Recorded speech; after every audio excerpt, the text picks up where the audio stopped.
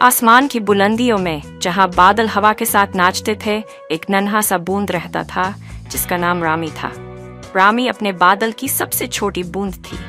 जबकि बाकी बूंदें जमीन पर गिरने के लिए बेताब थी, रामी को इस ख्याल से खौफ आता था, अगर मैं गिर कर टूट जाऊं तो क्या होगा।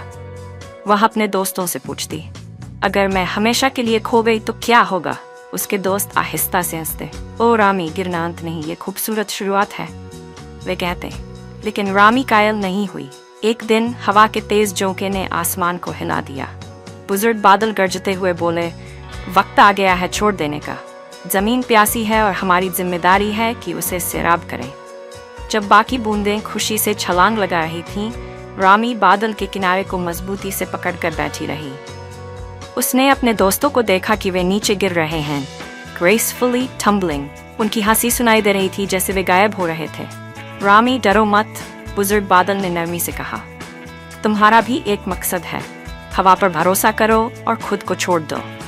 लेकिन रामी ने अपने नन्हे सिर को हिलाया। मैं इतनी छोटी हूँ कि कोई फर्क नहीं डाल सकती, उसने धीमी आवाज में कहा। बुजुर्ग बादल ने एक गर्म हवा जारी की।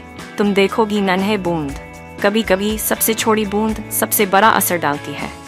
चंद लम्हों के बाद हवा ज्यादा जोर से चलने लगी और रामी ज्यादा देर तक नहीं पकड़ सकी। उसने अपनी आंखें सख्ती से बंद कीं और खुद को गिरने दिया।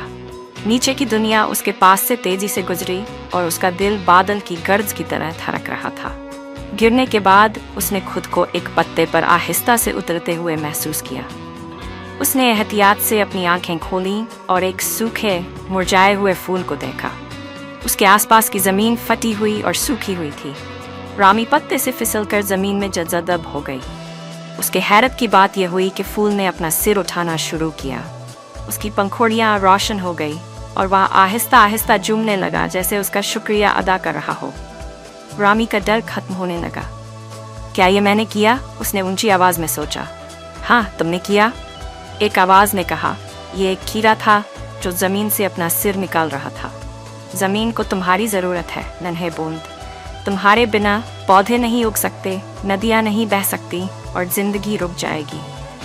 रामी मुस्कुराई, एक ऐसे फख्र के एहसास के साथ जो उसने पहले कभी नहीं जाना था। उसने देखा कि दूसरी बूंदें भी उसके साथ शामिल हो रही हैं, मिलकर एक धारा बनाते हुए जो जमीन भर में बह रही थी, जहां भी जाती जिंदगी लाती। उस दिन के बाद रामी को अब कभी डर नहीं लगा। उसने जान लिया कि हत्ता की सबसे छोटी बूंद भी दुनिया को खिलने की ताकत रखती है। अगर आपको ये वीडियो पसंद आई हो तो कृपया हमारे चैनल को सब्सक्राइब करना न भूलें और बेल आइकन को दबाएं।